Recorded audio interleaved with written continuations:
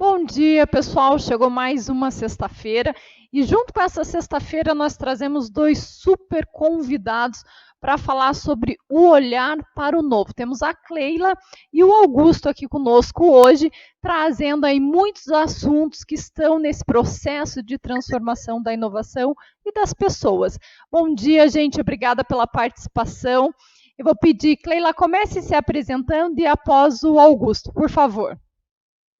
Obrigada, bom dia a todos, bom dia Augusto, bom dia Cauane, bom dia aos que estão assistindo e aos que assistiram depois.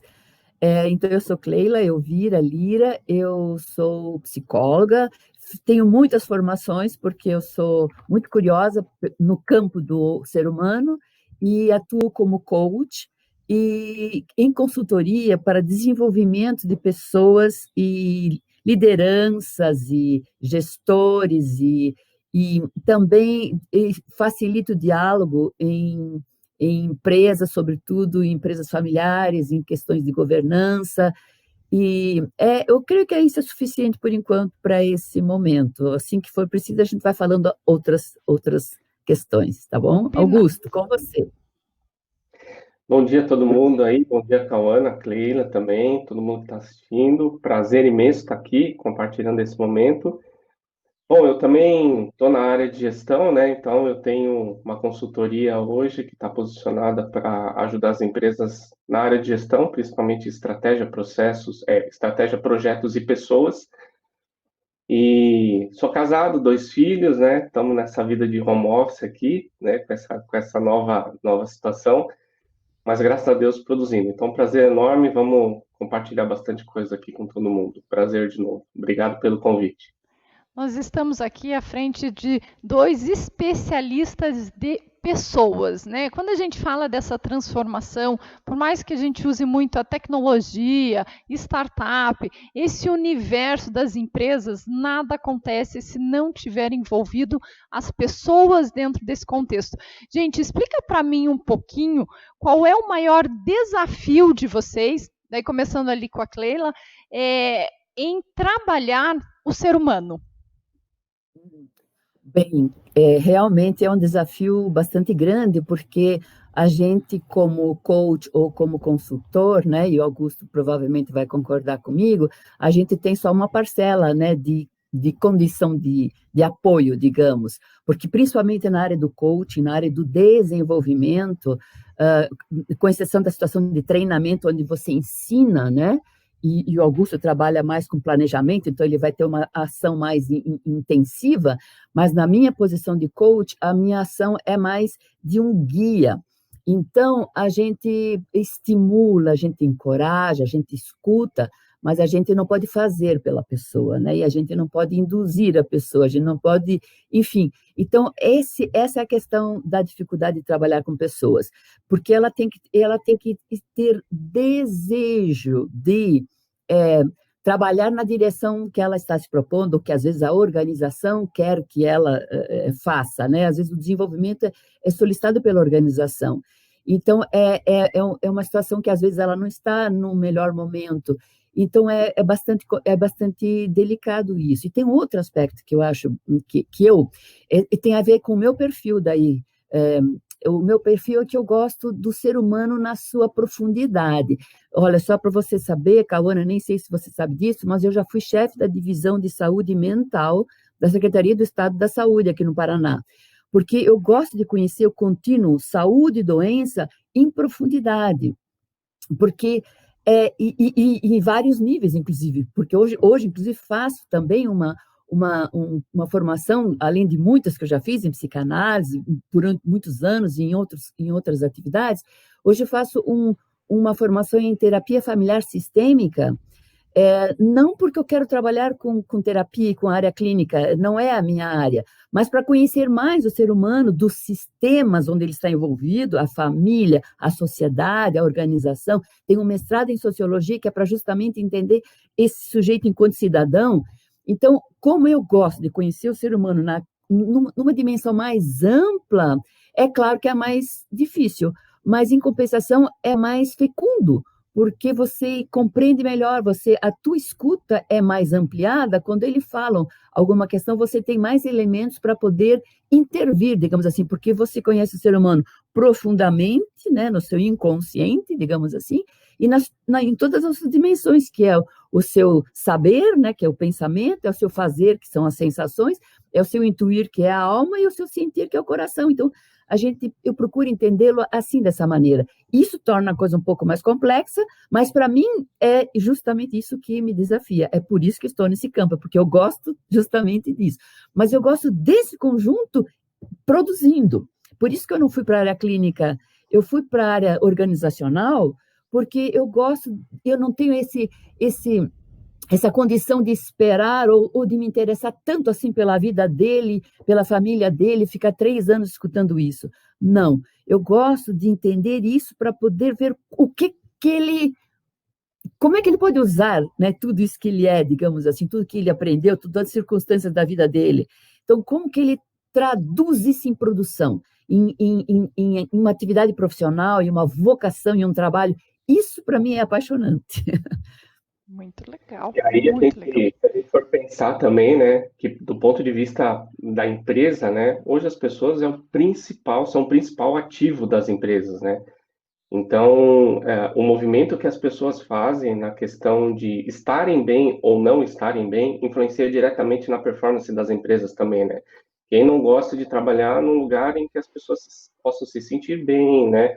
E o desempenho delas está totalmente atrelado com isso. Então, talvez o desafio da gestão hoje, em cima de pessoas, seja a gente estar numa condição de poder ajudar pessoas de, de perfis totalmente diferentes, né? Só por si só, as pessoas, por serem únicas, com as suas características, com as suas histórias, com as suas cargas e etc., faz esse trabalho de gestão de pessoas ele ser complexos por você ter que dominar ou conhecer os diversos perfis e poder ajudar pontualmente, especificamente, e aí trazer os resultados que as empresas esperam como fruto de uma produção humana mesmo, né? Então, acho que esse também é um grande desafio que a gente tem pensando na área mais profissional ali, né? Onde está vinculado aos profissionais de uma empresa mesmo. Hoje nós estamos hoje a gente está num contexto em que as pessoas estão sendo mais desafiadas, né, a mostrar o seu potencial, a mostrar ou trazer o que elas têm de melhor. Mas isso também faz com que algumas pessoas, a maioria, se sinta desconfortáveis porque não conhece, não se conhece, né, não conhece toda a sua potencialidade dentro do contexto profissional. E ainda não estamos entrando no contexto pessoal ali. Mas isso assusta, né? A gente vai percebendo o quanto as pessoas estão ficando fragilizadas ou o quanto elas têm medo de se encarar e mostrar aí o seu potencial e que às vezes são muito bons, né? Como que vocês estão enxergando isso nesse momento onde o mundo está exigindo tanto de nós e dentro desse escopo que nós estamos falando de empresa, nós estamos bem num processo de transformação, o que era e o que é hoje, né? O que as empresas estão esperando desse novo profissional? Como é que vocês enxergam a delicadeza humana por trás disso tudo? Olha, Cauana, e todos, eu entendo que a gente está num momento assim de grande transformação social, né? Com movimentos muito polarizados para lados opostos, né?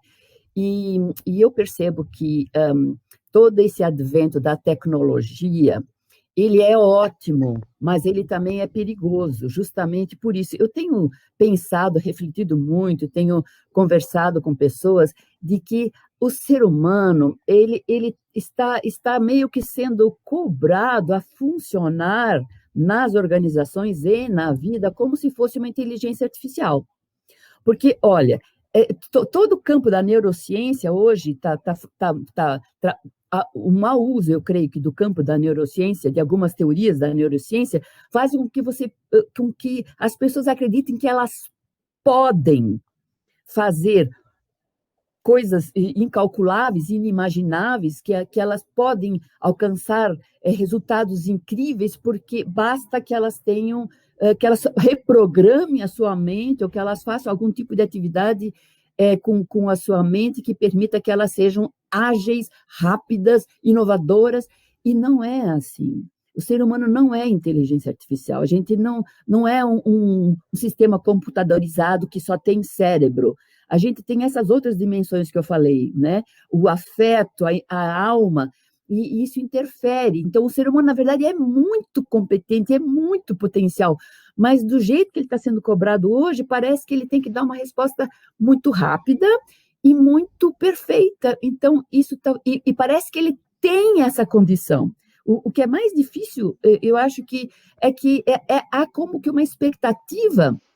Antes era do pai e da mãe de que a gente fosse o melhor, agora é do mundo, que a gente seja todos Mark Zuckerberg, certo? Então, é algo que põe eleva muito o nível de ansiedade das pessoas. E essa não é a realidade, né? O ser humano não é capaz de ser o super inovador ou super criativo o tempo todo. Então, é preciso que a gente, digamos assim, respire fundo, né? E entre nesse processo alucinante com uma outra condição, né? Que a gente vai falar depois, mas a gente não pode entrar nesse fluxo dessa demanda louca, senão a gente enlouquece. Tanto é que está acontecendo muito mesmo, as empresas hoje estão falando muito em saúde mental, assunto que não estava sendo falado nos últimos anos. Por quê? Porque as pessoas estão sendo expostas a um nível de estresse exagerado. Então, acho que a gente tem que repensar tudo isso.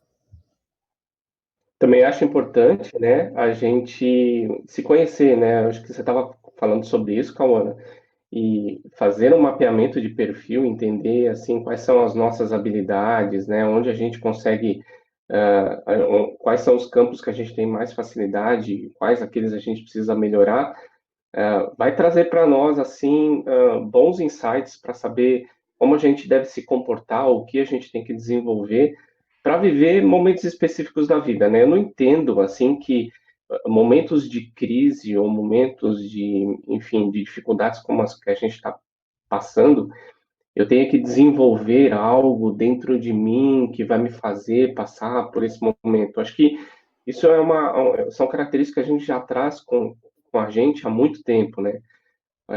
Em maior expressão ou em menor. Então, o que a gente tem que simplesmente é entender quais daquelas eu tenho que desenvolver para determinados momentos, sabe? É bem natural pensar assim, porque, ok, em momentos de crise ou momentos como a gente está vivendo, talvez eu tenha que ser um pouco mais resiliente, eu tenho que ser mais um pouco paciente, eu tenho que ser mais persistente. Então, conhecer, né, o nosso internamente, como que a gente está nessas características, eu acho que faz muito sentido para a gente poder se desenvolver e estar um pouquinho mais preparado para esses momentos, sabe? Sem dúvida. Posso falar, Cauana? Pode sim, professor. Sem dúvida, eu acho isso extremamente importante mesmo, Augusto. Eu nem digo autoconhecimento, eu digo autoconsciência, né? Que é a consciência de si, né? Consciência de tudo isso que você está dizendo aí, de quais são as suas habilidades e quais são as suas não tão boas habilidades, né? E como que você pode realmente reforçar, né, estimular algumas delas, né? E eu acho isso fundamental do que você está dizendo aí, concordo plenamente. Só quero recuperar uma coisinha, que o trabalho consigo mesmo nesse momento, então, de crise, então, trabalhar com pessoas em momento de crise é muito contribuir para que elas voltem um pouco para dentro, né? Primeiro, porque é como um veleiro numa tempestade, né? O mastro, ele tem que estar firme. Se o mastro quebrar, o veleiro perde a condição de orientação, né? Então, o mastro é como se fosse esse eixo, assim, do ser, né? Essa centralidade, é esse mastro que tem que estar bem. Então, é isso que você disse, faz a gente pensar em voltar um pouco para dentro, refletir sobre isso. Como é que eu estou, né? Como que eu me sinto, como eu me posiciono no meio dessa tempestade. Se eu ficar cambaleante, né, a tempestade vai me arrastar, com certeza. Dentro desse escopo, gente, vocês que estão dentro das empresas, que estão mergulhados aí nesse universo humano, vocês conseguem identificar quais são os perfis dos futuros líderes ou dos futuros empreendedores ou dos futuros gênios? Aí vocês conseguem identificar isso dentro de uma organização, olhar para aquela pessoa e dizer assim, essa com certeza tem isso, tem essa habilidade, tem esse formato. Até no mundo vocês conseguem ver ou não, isso é um trabalho contínuo e qualquer pessoa pode sim se tornar um grande empreendedor e qualquer pessoa pode sim se transformar num grande líder simplesmente porque quer e vai trabalhar isso. Como que vocês enxergam? Ana, vamos separar essa tua questão em duas partes. Uma coisa é liderança e outra coisa é empreendimento. Perfeito, Porque, professora. porque eu acho que separando a gente consegue lidar melhor com o assunto. É, com relação à liderança, faz muito tempo, né, Cauana, que a gente sabe que não deve existir um líder na organização e que também liderança não tem a ver com traço de personalidade. Faz muitos anos, né, que muitas teorias existem já para explicar que liderança é uma função que deve ser desempenhada por alguém que naturalmente naquela situação, diante daquela tarefa, ou atividade ou problema, é a pessoa mais apta, né, naturalmente, do grupo a ser o líder. Então, a gente tem que tirar muito essa ideia da liderança como uma coisa que esse cara é líder e esse não é líder. Isso é uma questão que a gente, né, precisa realmente mudar bastante, porque todos nós, como você perguntou, podemos ser líderes em determinadas situações, né? Tem certos momentos que alguém é mais líder porque tem uma característica mais... se o momento é de criar uma coisa, quem sabe os mais criativos e tal vão ter uma tendência a influenciar mais as pessoas. No momento de colocar aquilo em prática, em ação, aquele que tem mais características de perfil, como Augusto citou, de ter capacidade de olhar, ver detalhes e estruturar coisas, vai ser aquele que vai ser mais seguido, ou deveria ser mais seguido. Então, eu não vejo, porque para um tipo de pessoa, digamos, se a gente disser esse perfil é o perfil do futuro, acho que a gente está generalizando demais, Cauana, né? Porque é futuro em que sentido, em que situação? É no sentido de empreender, é no sentido de inovar, ou no sentido de sustentar? São perfis diferentes, são líderes diferentes, os que sustentam, né, que mantêm, e aqueles que inovam, aqueles que criam. Então, eu creio que eu não me atreveria a dizer que existe um tipo de perfil de líder que é o líder do futuro. Depois a gente fala do empreendedor. Eu vou na linha do empreendedor, então, Claire, aqui. Assim, eu entendo que cada um... Existe um empreendedor dentro de cada pessoa, assim, sabe? Acho que alguns têm isso de maneira mais exacerbada, né? Mais destacada, outros de maneira mais tímida, assim.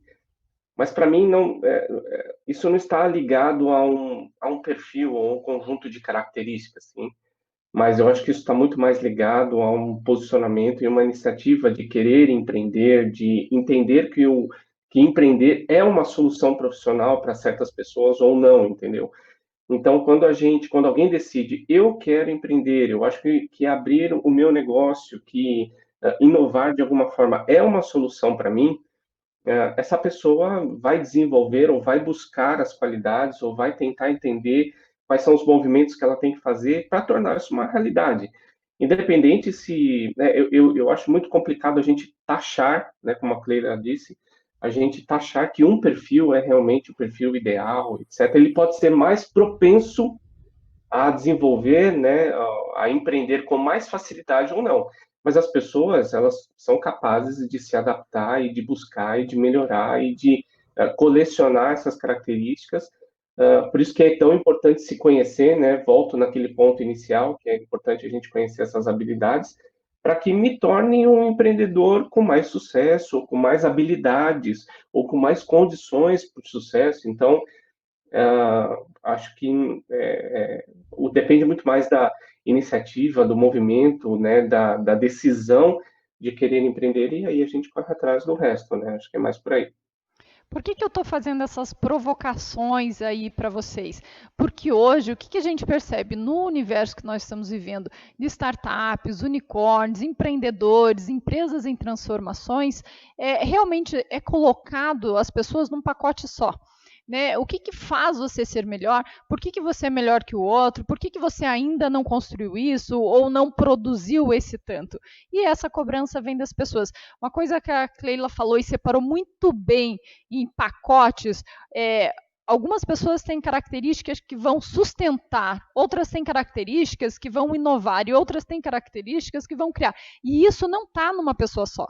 Né? E isso não tem problema nenhum estar numa pessoa só e deve estar em toda a equipe, em várias pessoas, para que o peso não esteja só ancorado em um único ser humano, onde tem que carregar toda essa transformação, carregar toda essa mudança e esse peso que às vezes a gente não consegue.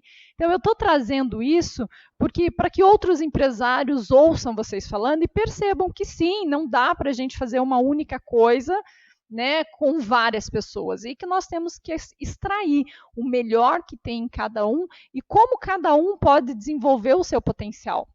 Então, isso é um assunto muito rico e incrível, porque até os empreendedores, entrando um pouquinho no campo dos empreendedores, que são pessoas novas, que estão aí maravilhadas pelo Facebook, Google, achando que tudo é fácil, que tudo é simples, e essas mesmas pessoas, que é a geração Y, acaba se cobrando demais e se frustrando muito. Por quê? Porque eles não têm todas as habilidades, não têm toda a maturidade, não têm toda a experiência que o empreendedor vai construindo no decorrer da sua jornada. Né? Então, a pergunta que eu faço, agora eu vou direcionar um pouquinho para o Augusto.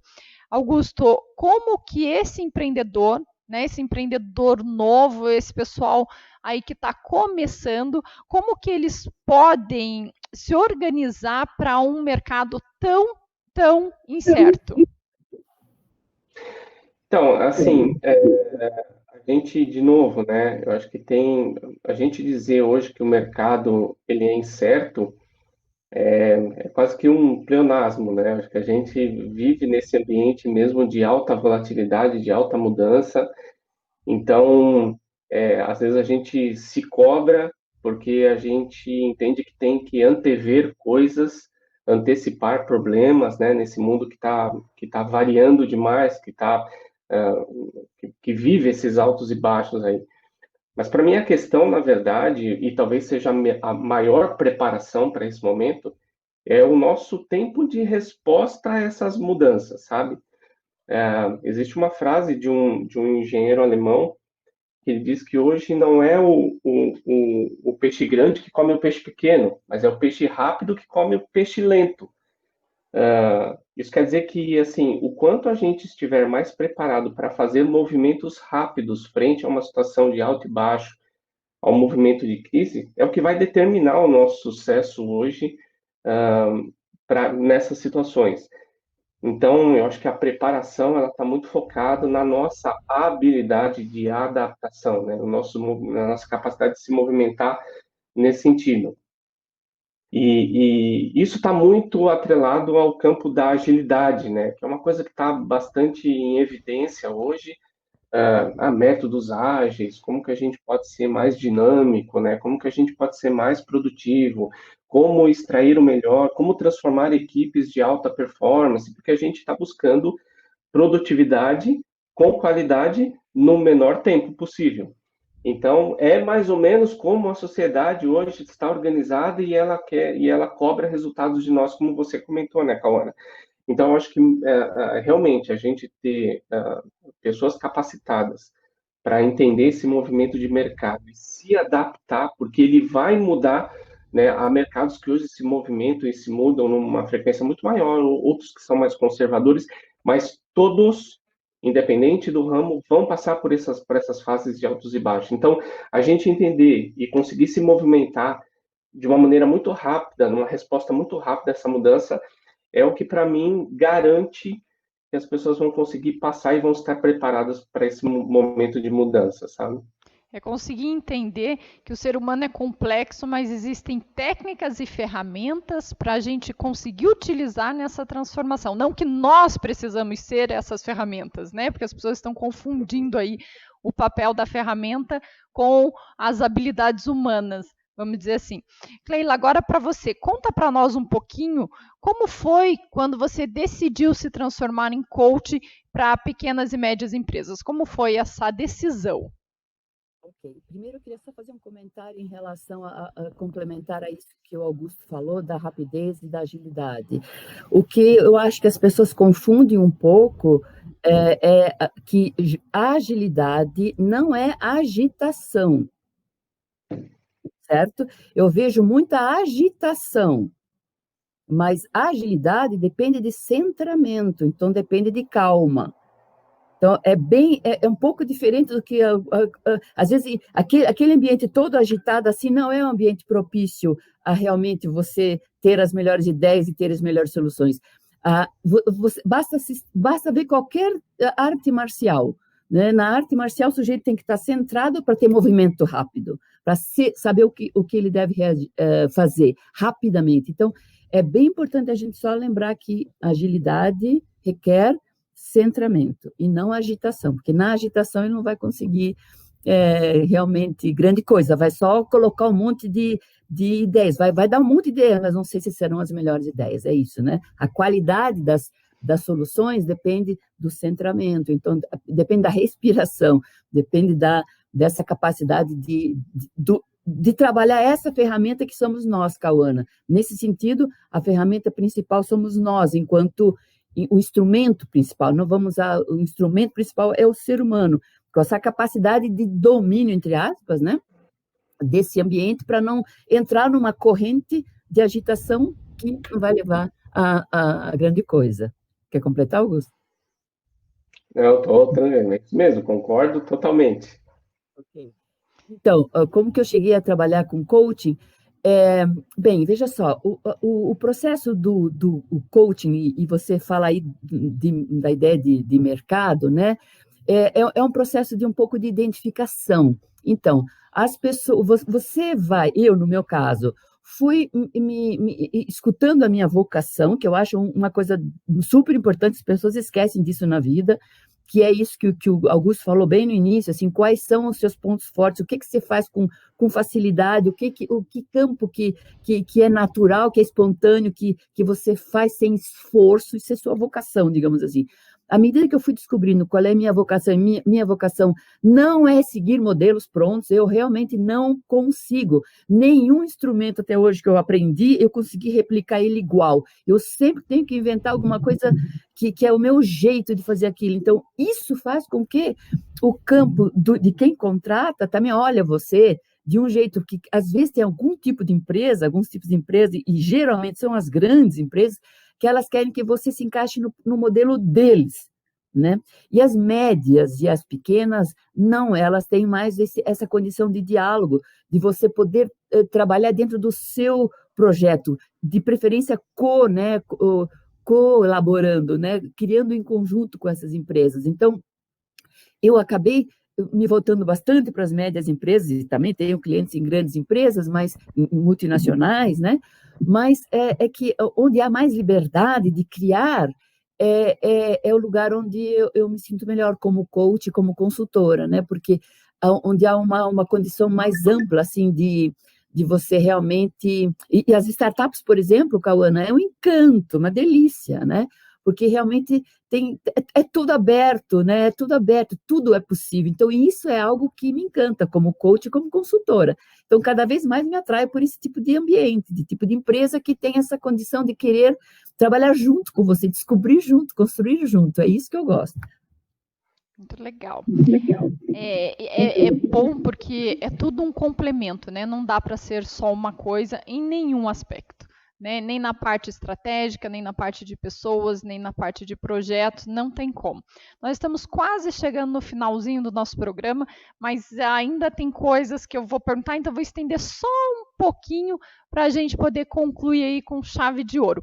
Augusto, conta para mim um pouquinho como que é o seu trabalho, como que você oferece o seu serviço, englobando aí projeto, pessoas, né, e estratégia que é tão importante dentro das organizações e dentro das startups.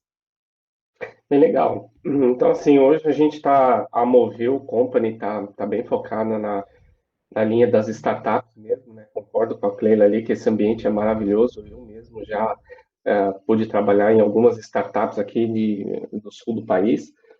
E aí, aprendendo e vivenciando esse ambiente, né, que é fantástico, né, que é dinâmico e etc., eu vi uma necessidade mesmo de desenvolvimento de gestão, porque as startups elas começam de maneira desorganizada, mas com alta velocidade, né, com grandes anseios, com uma transformação muito, muito drástica. E à medida que as startups vão crescendo, elas vão necessitando de estrutura, de processos, de procedimentos, né? Elas vão adquirindo maturidade e, com isso, algumas coisas precisam ser melhoradas. E a gestão é uma delas, né? Então, assim, por essa experiência, a Moveu nasceu para poder doutrinar ou para poder orientar de uma maneira bem customizada, quase gourmetizada, a questão da gestão. Então, a gente apoia hoje no desenvolvimento de um planejamento estratégico, né, as startups que querem se planejar para o próximo ano, que querem definir objetivos, metas, né, indicadores, a gente atua nessa área. Projetos que é a minha paixão, né? Eu tenho mais de 20 e tantos anos, não vou falar aqui exatos para não comprometer, mas mais de 20 anos na gestão de projetos, né? Então, desde da maneira mais tradicional de gestão quanto as mais recentes. Então, que também é uma necessidade, né? De novo, a agilidade sempre tem permeado as startups, então, gestão de projetos nessa linha e de pessoas também, com toda a parte de desenvolvimento humano, capacitação, recrutamento e seleção, enfim, tudo que envolve a área de RH. Então, o nosso diferencial justamente é esse, né? Com o background que a gente tem de startups, e também com a história e experiência que a gente construiu, poder dar uma solução bem customizada, né? Com um assessment do cliente bem detalhado, para depois oferecer um serviço que esteja adequado, que esteja bem característico na necessidade de cada startup. Então, hoje é uma consultoria um pouquinho diferenciada, né, por causa dessas características que eu te comentei. Então, é assim que a gente tem atuado aqui na Movil. Muito legal. E, Cleila, conta para nós agora um pouquinho sobre o livro que você está lançando aí, qual foi o estímulo para escrever. Faz um spoiler para nós. Tá bom. Bem, esse livro ele foi basicamente motivado no contato que eu tive quando fui convidada para dar uma disciplina chamada Psicologia e Coaching, num curso de graduação de psicologia que eu fazia mais de 30 anos que eu não dava mais aula em curso de psicologia. Eu dava aula em pós-graduação. Mas eu era um semestre e eu aceitei. E aí eu comecei a perceber, e o nome da disciplina é Psicologia e Coaching, no 8º período de psicologia, ou seja, daqui a um ano eles estão formados psicólogos.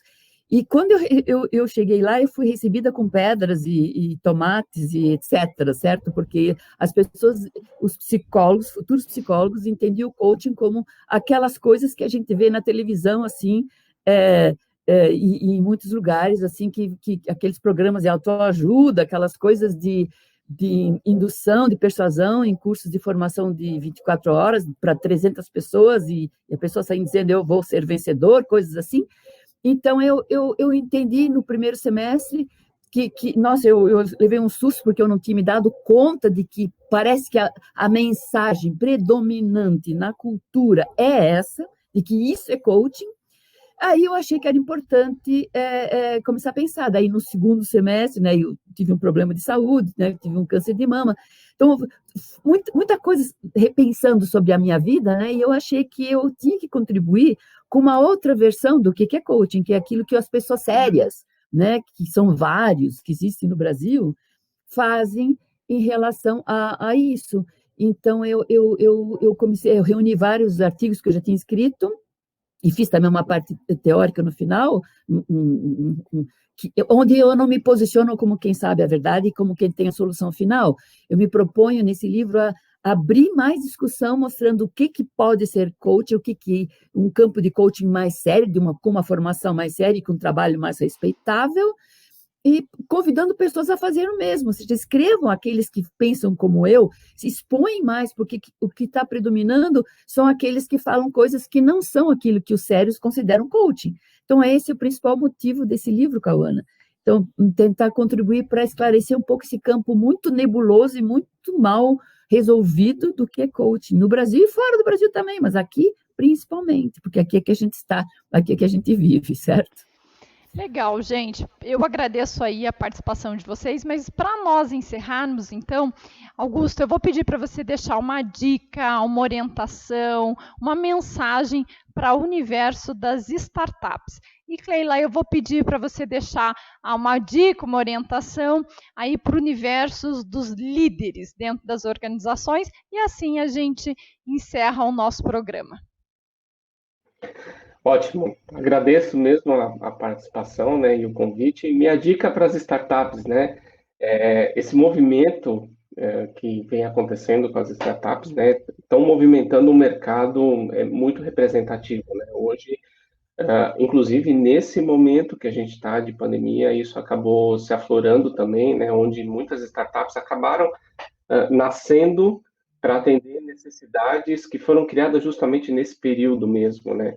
Mas, independente disso, eu acho que toda empresa possui as suas características que acabam favorecendo o mercado de uma certa forma. As startups, com seu poder, né, tecnológico, né, de poder atender as necessidades e a poder automatizar e facilitar a vida e criar soluções que a gente não espera, né, ou que a gente fazia muita coisa da mesma forma e agora a gente acaba fazendo coisas de uma forma diferente, fruto de uma inovação, de iniciativas, enfim.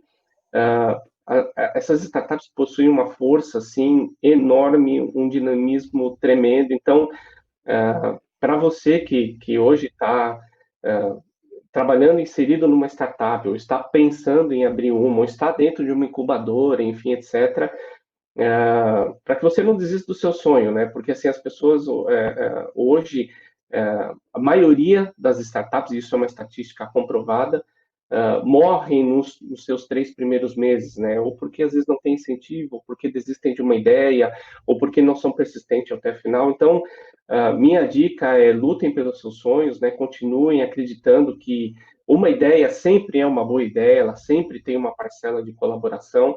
Então, e pensando na representatividade que as startups têm hoje no mercado mesmo como um todo. Então, que vocês possam continuar se desenvolvendo, né? E jamais parem de planejar, né? Eu acho que esse movimento de startups, hoje, a gente tem um poder alto na execução. A gente quer sair fazendo, a gente acredita e vamos, e põe mão na massa e sai, e a gente não para um pouco para planejar sobre as coisas, porque a gente às vezes tem a ideia de que eu saio fazendo e eu aprendo durante o caminho e eu planejo na hora, e essa é uma dor que a gente sempre consegue diagnosticar nas startups, né? Que por falta de planejamento, ou por um planejamento raso, as coisas acabam morrendo no futuro, nos próximos meses. Então, acelerem, mas se planejem. Se dediquem, mas também respirem, né? Então, essa é a minha dica para quem tá nessa linha de startups aí. Muito bacana. Cleila. Bem, você pediu para mim falar para os líderes, então primeiro eu quero falar para todos os líderes de empresas grandes, médias, pequenas, startups, trabalhe sempre com as pessoas, trabalhe sempre com quem está com você, né? Construa a sua força, né, enquanto líder com as pessoas. E reveze o papel, né? Entenda que você não é capaz de liderar sempre, né? Reveze os papéis, perceba momentos em que outras pessoas são mais hábeis e siga você aquelas pessoas que naquele momento você percebe, estimule, apoie para que todos, né, sigam essa pessoa, entre aspas, né, sempre seguir sempre depois de dialogar, depois de discutir, depois de questionar bem, lógico, não é seguir por seguir, né? Mas, enfim, mude esse eixo da liderança, desloque ele de si para as pessoas que estão com você no seu grupo. E a outra coisa é, se você for líder de uma organização e você tiver subordinado e não for líder na função de liderança numa startup, trabalhe sempre como mentor da sua equipe, de cada pessoa da sua equipe. Porque o que faz um mentor? O mentor ajuda ao seu mentorado, né? No caso, o líder, ao seu colaborador, a olhar para um futuro que está fora da empresa, mas que o que ele está fazendo na empresa nesse momento contribui para ele alcançar aquilo que está fora, que tem a ver com o projeto da vida dele. Então, isso é ser mentor, e isso estimula a pessoa a ela realmente contribuir o máximo possível, porque ela percebe aquele momento que ela está naquela empresa como uma parte daquele caminho que vai levá-la àquele lugar mais longe. Então, essa é a posição do mentor. Então, o líder deve ser um mentor. É isso, em qualquer circunstância. Então, eu agradeço muito essa participação, foi muito bom estar aqui com o Augusto, estar aqui com você, Cauana, e poder falar algumas coisas que eu acredito sobre liderança, sobre inovação, sobre tudo isso que a gente conversou aqui. Muito obrigada. Eu que agradeço. Augusto, muito obrigada pela participação. Cleila, muito obrigada. E nós encerramos o programa com essas reflexões, né? Qual é o papel do ser humano, qual é o papel da ferramenta e como que nós vamos utilizar tudo isso a favor, né, da organização, das startups, das pessoas, dessa transformação. É o olhar, literalmente, do novo. Gente, muito obrigada. Desejamos um ótimo final de semana. Tchau.